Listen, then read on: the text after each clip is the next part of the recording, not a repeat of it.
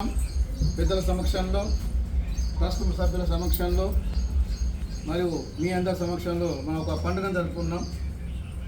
ఇప్పటికి జ్ఞాపకం పిల్లల జీవితంలో రెండు పండుగలు చాలా గుర్తుంటాయి. ఒకటి 26 జనవరి, 15 ఆగస్టు.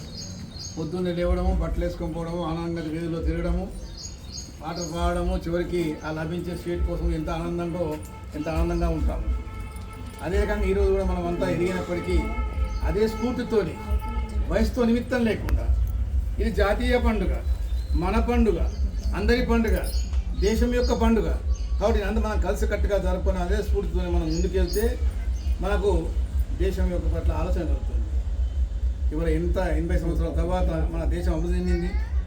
కానీ మన పిల్లలు కానీ మనం కానీ ఒక క్షణం జ్ఞాపకం చేసుకుంటే 15 ఆగస్టు వృషభ రాశి మేష లగ్నంలో అర్ధరాత్రి మేష లగ్నము వృషభ రాశిలో మనకు స్వాతంత్రం లభించింది అభిజిత్ ముహూర్తంలో. కాబట్టి అది మంచి ముహూర్తము. ఆ ముహూర్త కారణంగానే ఇవాళ మనం ఇన్నేళ్ళుగా అయినప్పటికీ మెల్లమెల్లగా ఎదుగుతూ మనము ముందుకు వెళ్తున్నాం. అయితే ఒక్కసారి మనమంతా ఎదుగుతాం, మన పిల్లలు ఎదుగుతారు, మనం ఎదుగుతారు. కానీ తాత ఎంత కష్టపడ్డాడో మనకు తెలియదు. అలాగే మన యొక్క యోధులు ఎంత కష్టపడ్డారో మీకు అందరూ తెలుసు. భగత్ సింగ్, ఆజాద్, సుఖదేవ్, చంద్రశేఖర్ ఆజాద్, వల్లభాయ్ పటేల్, ఆఖరికి మన నేతాజీ గారు ఒక సమరాన్ని నడిపారే. బర్మాలో బయటకు వెళ్ళి జపాన్తో అక్కడ సమరం ఆజాద్ హింద్ ఫౌజ్ చేసి ఎంతో యుద్ధం చేశాడే. ఎందరో మంది ఉరికంబలకు ఎక్కారే. తమ యొక్క జీవితాన్ని 18 ఏళ్ళ వయసులో, 19 వయసులో, 20 ఏళ్ళ వయసులో తమ జీవితాన్ని త్యాగం చేశారే. మరి ఎంతోమంది పెద్ద మనుషుల యొక్క త్యాగాల ఫలితంగా మనకు ఈరోజు స్వాతంత్రం లభించింది. మనం ఈరోజు స్వేచ్ఛగా ఊపిరి పీలుస్తున్నామంటే, స్వేచ్ఛగా మాట్లాడుతున్నామంటే, ఈ యొక్క సంపదను స్వేచ్ఛగా అనుభవిస్తున్నామంటే అది పెద్దల ఆశీర్వాదం. మన ఇంట్లో సంవత్సరం కోసం అయితే మనం చేస్తుంటాం, స్మారక దినం చేస్తుంటాం. ఇది అట్టగా దీనికి అది పెద్ద ఏంటంటే పాజిటివ్ వేలో 140 కోట్ల మంది జరుపుకునే పండుగ. దాని యొక్క విలువ ఈరోజు మీలాంటి యువతకు తెలిసి ఉన్నట్టయితే, దేశభక్తి అంటే ఏమో కాదు, దేశభక్తి అంటే యుద్ధంలో చేయడం కాదు, దేశభక్తి అంటే ఏదో ప్రాణాలు కోల్పోవడం కాదు. దేశభక్తి అంటే దేశం కోసం ఆలోచించడం, ఒకటి దేశం కోసం ఆలోచించడం. మనం ఎట్లా ఆలోచిస్తున్నాం, మన కుటుంబం కోసము, కుటుంబం కాదే మన గ్రామము, మన రాష్ట్రము, మన దేశం అంతా కూడా ఒకటే కుటుంబము. ఇందులో ఉన్న వాళ్ళంతా కూడా మనం సోదరుమని అని చెప్పి ఒక ఆలోచించడమే, దానికి తదనుగుణంగా పనిచేయడమే దేశభక్తి. నాకు ఇప్పుడు నేను పిల్లలకు చెప్తుంటాను, 10వ తరగతి దాకా ప్రార్థన అవుతాం, బ్లడ్ చదువుతాం. భారతదేశం నా మాతృభూమి, భారతీయులందరూ సోదరుమణులు, దీని యొక్క వారసత్వ పట్ల గర్విస్తున్నాను అని చెప్పి మనం ప్రతిజ్ఞ చేస్తాం. కానీ ఆ ప్రతిజ్ఞ 10th తర్వాత మనం అందరం మర్చిపోయాం, పెరిగిన తర్వాత మర్చిపోయాం.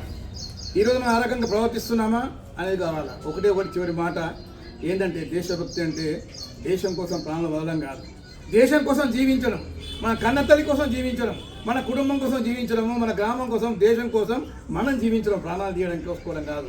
మనం శక్తివంతులుగా ఎదిగి ఒక కొడుకు కుటుంబాన్ని పై తీసుకొస్తాం. మనం కూడా ఆ రకమైన ఎదిగినట్టయితే అదే దేశభక్తి. చివరిగా దేశభక్తి అంటే ఏంటంటే మన విధులను, నాకు గమ్మత్ అనిపిస్తుంది. దేశభక్తి అంటే ఏదో వాళ్ళకు దేశభక్తులు మనం అంతా ఏదో కూర్చున్నాం కాదు. బాడలో ఉన్న ప్రతి పౌరుడు, ప్రతి బాలుడు, ప్రతి ముత్తాత ఎవరైనా కానీ దేశభక్తులే. ఏదంటే ఎవరైతే విధులు సక్రమంగా నిర్వర్తిస్తారో, బాధ్యతలను సక్రమంగా నిర్వర్తిస్తారో అప్పుడు దేశం బాగుపడుతుంది. ఎక్కడెక్కడ మెకానిజం మన విమానసార పోలీస్ డిపార్ట్మెంట్ ఎట్లా అంచెలతో పనిచేస్తుంది.